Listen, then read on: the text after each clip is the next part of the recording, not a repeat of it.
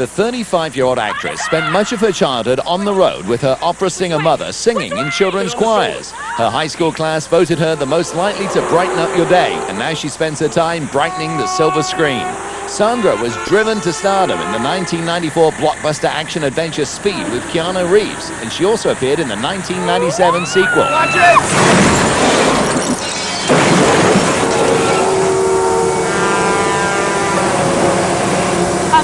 Stay on or get off! Stay on or get off! Okay. Hold on!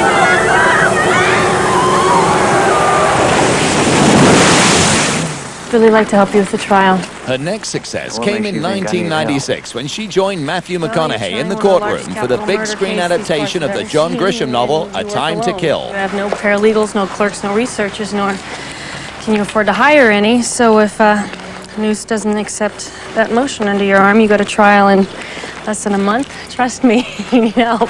1998 was a busy year for Sandra. She directed her first film called Making Sandwiches and helped produce Hope Floats, which she also starred in.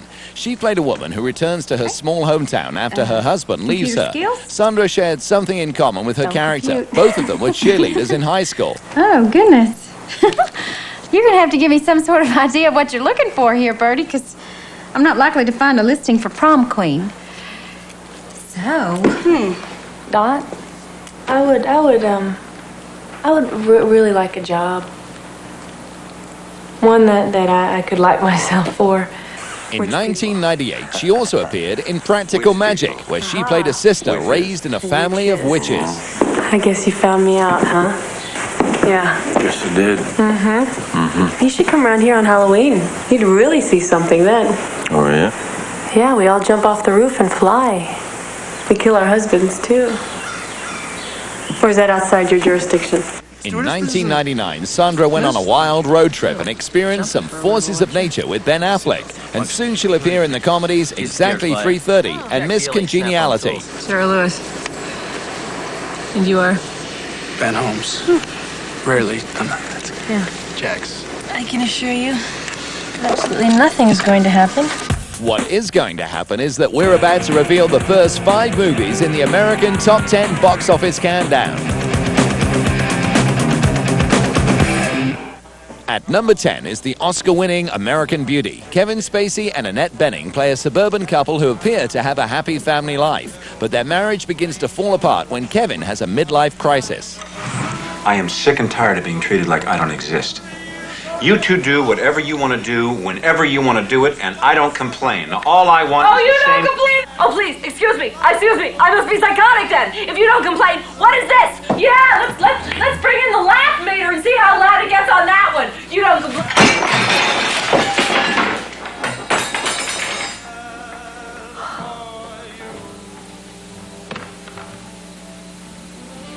Don't interrupt me, honey.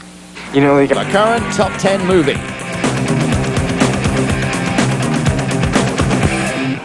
El Dorado. In DreamWorks animated adventure The Road to El Dorado, Kevin Kline and Kenneth Branagh team up as Tulio and Miguel, 2 16th century scoundrels in search of gold and glory. Miguel and Tulio are 2, I suppose you'd call them soldiers of fortune. You might call them rogues, lovable rogues, charming rogues, scam artists. 7! All right! Yes! Julio's always scheming. He's always figuring out the angle, trying to...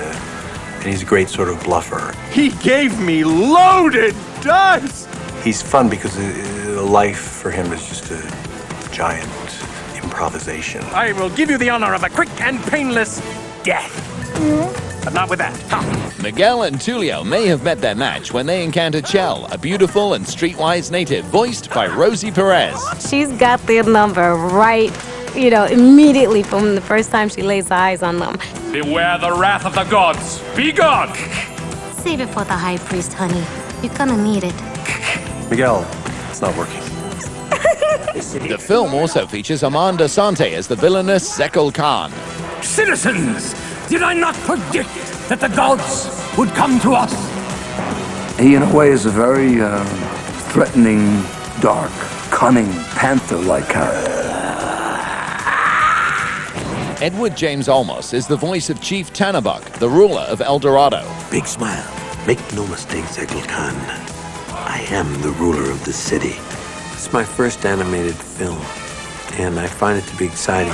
When the story starts, I'm weighing in at about 310 pounds, and by the time the movie finishes, I'm weighing in about maybe 325. And last but not least is Altivo the War Horse. He's sort of like the Fabio of horses. The Road to El Dorado reunites the Oscar-winning musical team of Elton John, Tim Rice, and Hans Zimmer, who previously collaborated on the 1994 blockbuster The Lion King. Because of the success of The Lion King I wanted to do another animation film. Look out, new world, here we come. The Lion King was an incredible collaboration for all of us. And, I picked up the phone and called the three of them and said, hey, would you all, let's do it again. Audacity, whose resumes show that we are just a team. His voice is amazing. I mean, it's such a gift he has. It's incredible. And you have no idea how hard it is for anybody else to try to even get close. In fact, it's pretty impossible. El Dorado is meant to be just a big, fun adventure comedy. I think this is really on the money, this film. It's a great story. El Dorado is a great subject matter. There's so many great characters in it, and there's also humor in it. And I think that's the essential ingredients. And hopefully good music. It took hundreds of artists over 4 years to complete this adventure. The unique visual style was achieved by using a combination of traditional hand-drawn techniques and the latest in digital technology. The main characters were traditionally animated, then placed into 3D sets with 3D props and background characters. The 3D character animation in El Dorado, I think is something to really be proud of for the movie because they've created 3D character animation with a lot more facial animation than we're used to seeing. The 3D character animation in the film fits very, very well side by side with the traditional animation. To bring the Golden City of El Dorado to life, effects artists came up with a technique that allowed them to accurately create the color of gold for the first time on film. To make something look like gold because it's metallic, we really couldn't have painted that in conventional animation 10 years ago. What the effects crew has done is to render not only really convincing gold, but really beautiful looking gold, golden gold. Water effects are considered to be one of the most difficult things to achieve in animation. Holy shit! In order to create a complex visual effects sequence in the film, the artists invented new computer software that allowed them to quickly and realistically animate the action of splashing water. Traditionally, to hand draw water, which is one of the harder things to draw, we're looking at drawing every single frame. So we came up with a system that we call Spriticle, that allows us to use hand-drawn animations copied onto the location of a particle system. It just really gives us a way of multiplying this hand-drawn animation 1,000-fold. All of the hard work of the artists and animators paid off, creating a very stunning-looking film, which has already earned $25 million at the box office after just 2 weeks in release. I think that the work on The Road to El Dorado is the embodiment of tradigital convergence. It uses the best of the visual qualities of traditional artwork with the next steps in the evolution of digital tools to achieve images we never had before. Who's the guy? You the guy, boy. You the guy. Fine. Let's see where The Road to El Dorado landed in the countdown when we reveal the 5 biggest movies at the box office. Here we go. Bow your heads, The Skull. In the countdown for a second week is the thriller The Skulls. Joshua Jackson stars as a college student who's chosen to join a secret fraternal organization. But little does he know that getting involved will have some serious consequences after he discovers the true sinister nature of the group. Hey, Caleb, what's happening, man? Well, we didn't have to wait very long. Why? What's happening? You know something I don't? Do me a favor and check under your pillow. You might find a little something from the Tooth Fairy.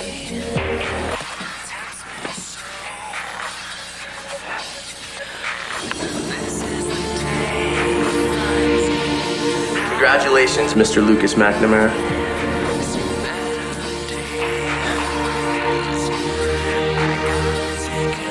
Miss Medrick. You too. Would you go out with me? Yes? Is that a question? New this week is the romantic comedy Return to Me. Minnie Driver stars as a young woman who's undergone a heart transplant.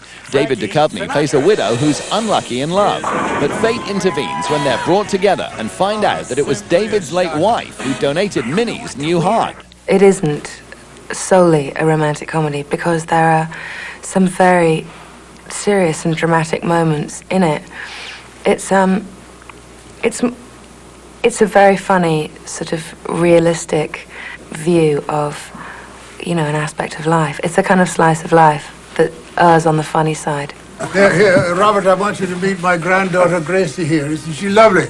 Yes, she is. We spoke last night. I was here with the water lady. Yes. It's nice to see you again, Robert. Bob's fine.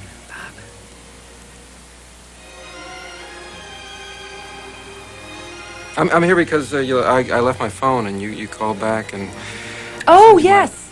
I have found your it. pajamas. Phone behind the bar. Grace, I'll get the phone. Go ahead, cover the plans. Roberto, why don't you give her a hand? Oh, you need a hand out there? Oh, yeah, sure. Should I go? Oh, I see. There we go. That's very nice. We've already been on location to see the making of The Road to El Dorado.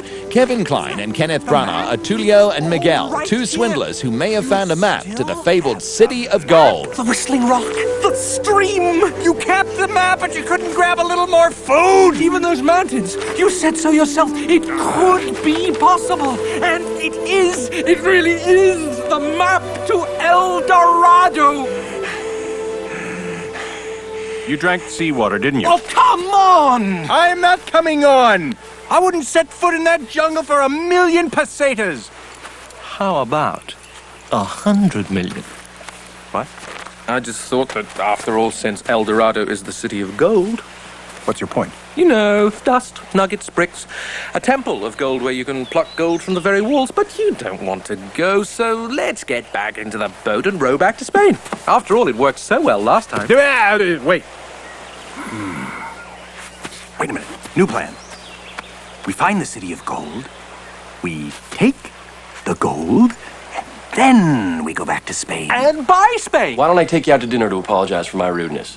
Huh? After 3 weeks at the top of the countdown, the true life story Erin Brockovich slips to number 2. Julia Roberts stars as a single mother of 3 who takes a job as a file clerk at a law firm and uncovers a pollution scandal. Her professional life may be going well, but Julia's relationship with neighbor Aaron Eckhart is off to a rocky start.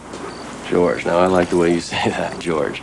Well, how many numbers you got? Oh, I got numbers coming out of my ears. For instance, 10. 10. Yeah. That's how many months old my baby girl is. You got a little girl? Yeah. Yeah, sexy, huh? How about this for number 6? That's how old my other daughter is. 8 is the age of my son. 2 is how many times I've been married and divorced. 16 is the number of dollars I have in my bank account. 850-3943. That's my phone number. And with all the numbers I gave you, I'm guessing 0 is the number of times you're gonna call it. Hey, how the hell do you remember your bank balance right off the top of your head like that? See, that impresses me.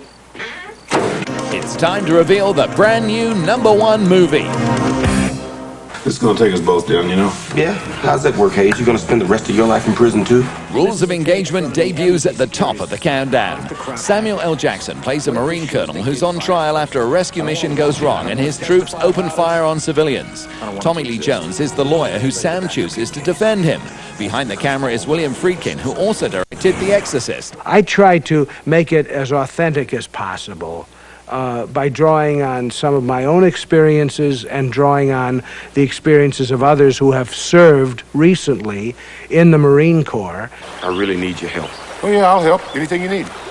You want me to take the stand? I'll be a character witness, anything you want. No, you don't understand what I'm asking. I want you to be my lawyer.